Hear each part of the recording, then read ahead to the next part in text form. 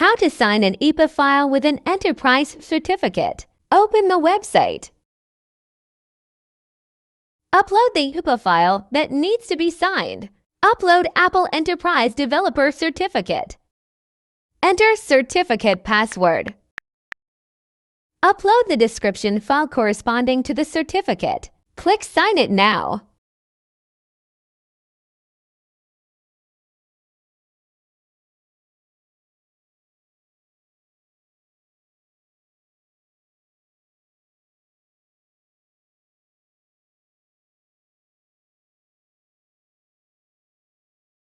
The system automatically handles the signature.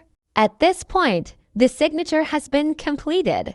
Click the link to download the signed IPA file. You can also use your mobile phone to scan the code to install IPA.